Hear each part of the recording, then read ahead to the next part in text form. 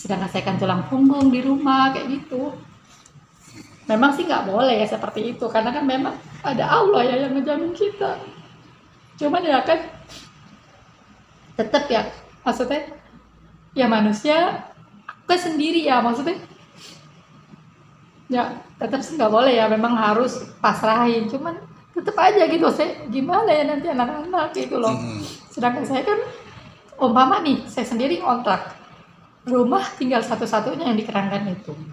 Kalau kontrakan rumah ditarik, ruko ditarik, saya kontrak, saya juga ngontrak. Gimana gitu loh maksudnya tuh. Ada lagi kan nih yang mau dicurahkan dulu, biar dikuras aja dulu. Ya, Lalu gitu nanti deh. gantian saya yang ngomong. Ya udah gitu. Gitu ya. Iya. Ini kan masalah riba, kita udah tahu dosa. Cuman dosa riba ini memang beda sama dosa yang lain. Gitu kan. Dosa riba ini kaitannya juga sama manusia. Jadi ada hubungan ke Allah, ada hubungan ke manusia, ya kan. Hubungan ke Allah ya kita kan sudah tobat. Saya yakin ibu sudah tobat. Kan sudah mulai tahajud, doanya cuman satu-satunya itu bebas dari riba gitu kan. Karena sudah ibu akui itu benar, tobat yang paling cepat itu kita mengakui dari kebodohan kita. Riba itu kan akibat dari kebodohan kita, kezaliman kita sudah akui, kita sudah ini kan, supaya Allah maafkan. Itu benar gitu. Gitu. Nah, kita tobat dan akhirnya ibu berasa nggak setelah tobat tahajud itu solusinya mulai datang?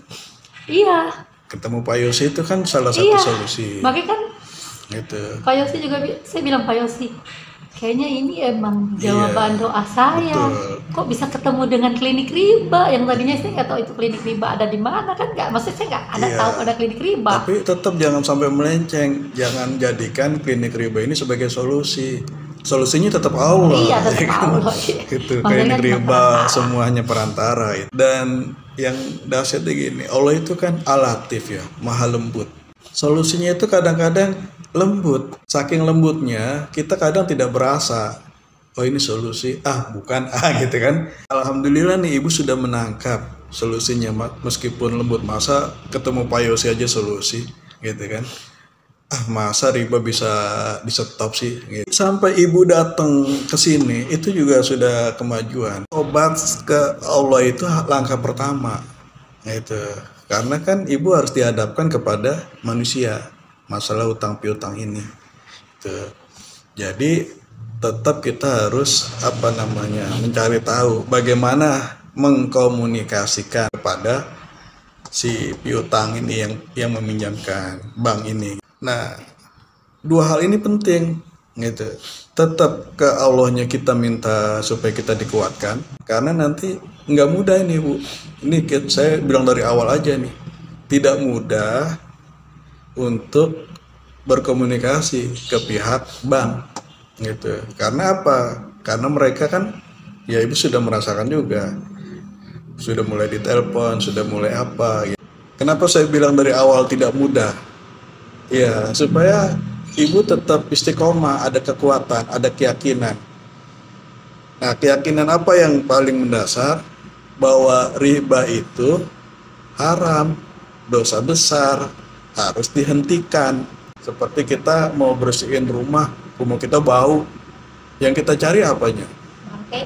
Bangkainya, sumber baunya apa ini? Gitu. Setelah ketemu bangkainya dikeluarkan dulu, dibuangkan dulu, sama kayak ribanya ini dibuang dulu. Nah, yang pertama kita harus menguatkan keyakinan kita soal itu. Kembali lagi kita kepada Al-Qur'ani. Al-Baqarah ayat 45, Bu. Wasta'inu bisabri wassalah. Mohonlah pertolongan kepada Allah dengan sabar dan sholat. Gitu. Nah, ibu kan sudah lakukan, ya kan? Sabar dan sholat tahajud. Dan itu sungguh berat, kecuali bagi orang yang khusyuk.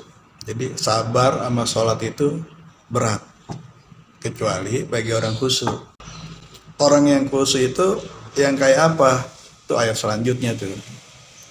Orang yang khusyuk itu adalah mereka yang yakin bahwa mereka akan menemui Tuhannya dan bahwa mereka akan kembali kepadanya.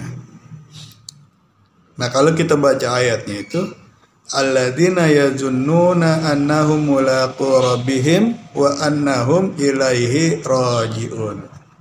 Nah, yang ujung ayatnya ini kita familiar nih. Iya. Ilaihi rajiun. Inna lillahi wa inna ilaihi rajiun. Iya. Nah, jadi orang yang punya keyakinan bahwa inna lillahi wa inna ilaihi rajiun, ini yang bisa menjadikan sabar sama sholat sebagai penolong. Gitu. Kan orang bingung, minta tolong dengan cara sabar, berarti gue harus diam aja dong.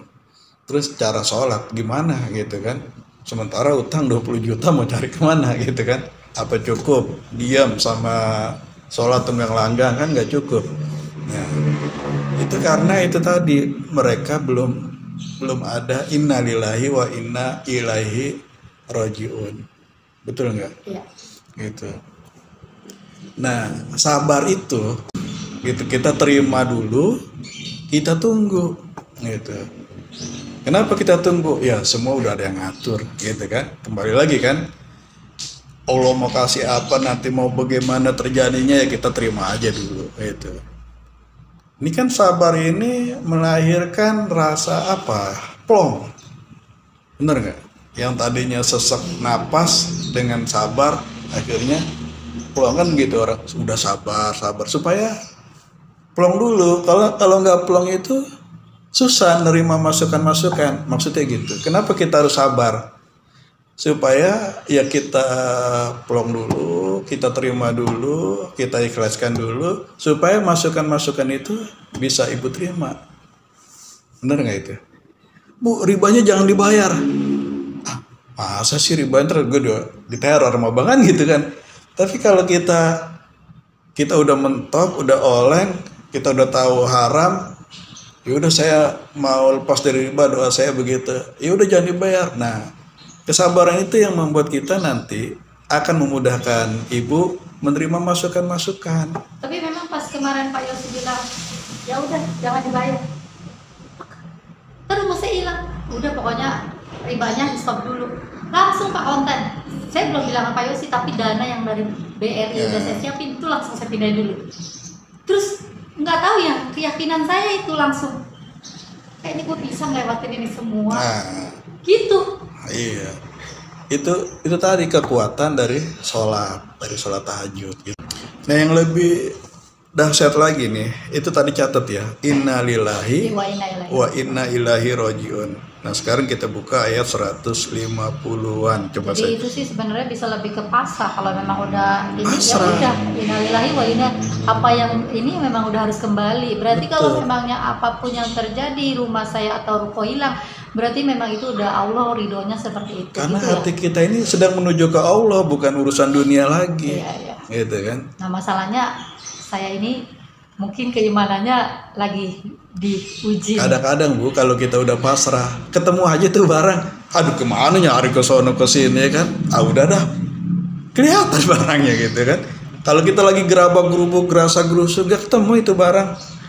Ngalamin nggak begitu? Ngalamin Pak. Iya, udahlah cuek aja lah.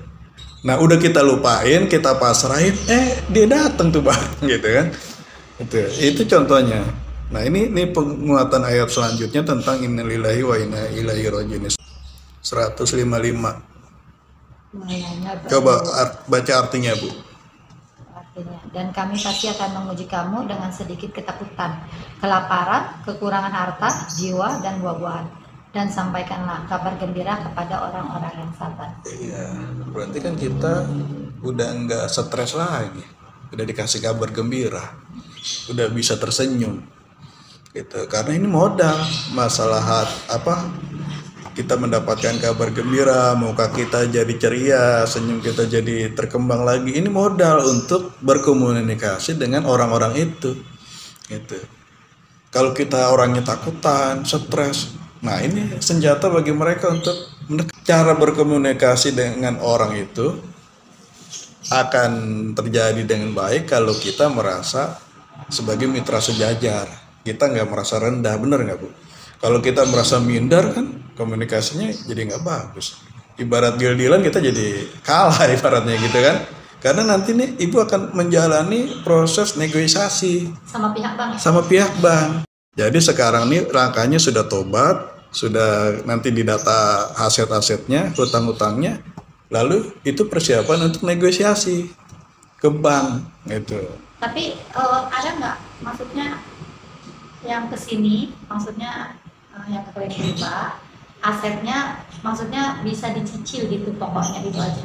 Bisa ada, istri saya begitu. Bisa dicicil memang Bisa. sebenarnya. Tapi kenapa bang nggak mau ya kalau saya mau nyicil? Kan negosiasi Bu. Misalnya gini, ibu tawar-menawar nih sama konsumen.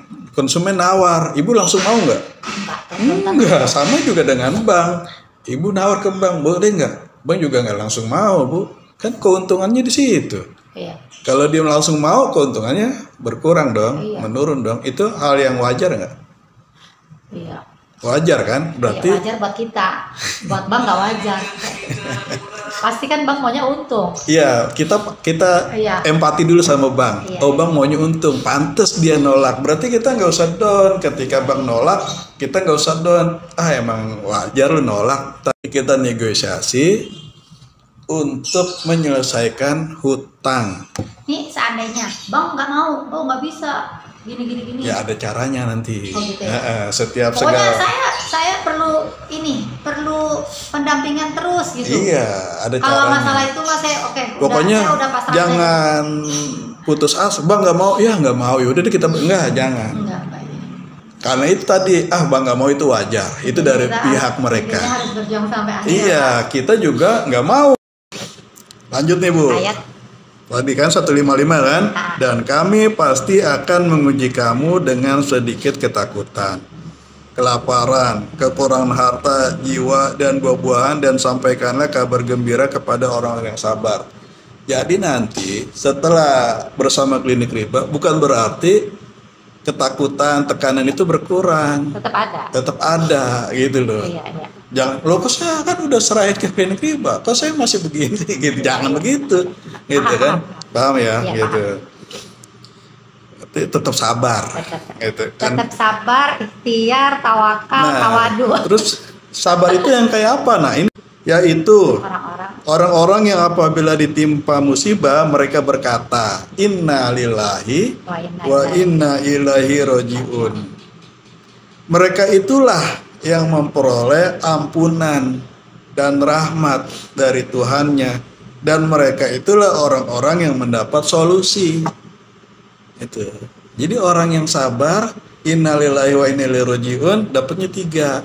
1 ampunan, 2 rahmat, 3 solusi. Mereka itu yang dapat solusi. Itu. Jadi harus kuat nih, innalillahi wa inna ilaihi raji'un. Kalau ruko hilang gimana Bu? Ya kalau Allah sudah menghendaki, mungkin mau diganti sama yang lebih besar kan gitu. Iya kan? Jadi hati kita mau kita sudah pasrahkan, pokoknya urusannya terserah Allah. Tapi visi kita ikhtiar. Ikhtiar itu apa? Ini ruko kan sudah dititipin sama saya, berarti saya harus perjuangkan. Jangan sampai hilang. Milik kita itu, jangan sampai salah lagi, milik kita itu adalah titipan Allah. Orang yang dititipin harus jaga benar-benar. Misalnya nih, saya nitip Bu, saya titipin Bu ya. Ibu remehin, hilang. Marah nggak saya? Iyalah. Sama juga, asik Pak. Sama juga ibu ketitipan ruko. Rukonya hilang. Jadi pasrah itu ya di hati. Jangan mentang-mentang pasrah, udahlah ambil.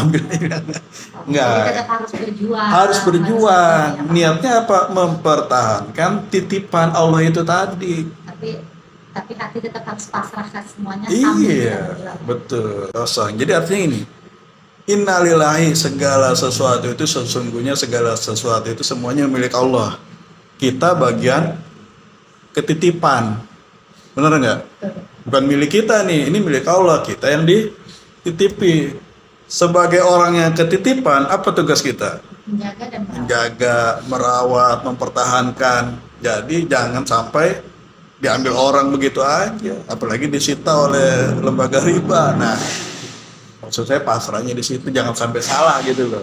Berarti kita harus apa nih, berjuang gitu kan, sama-sama dalam rangka menjaga titipan ini. Innalillahi wa inna ilaihi rajiun, dan semuanya akan dikembalikan ke Allah lagi gitu. Nanti kan kita bertanggung jawab, rumah yang gue titipin kemana kemarin, disita bank. Kan kita gimana tuh jawabnya? Ya kan gak enak banget jawabannya. Nah, jadi itu makna innalillahi wa inna ilaihi rajiun, supaya apa, kesabaran dan sholat kita bisa jadi penolong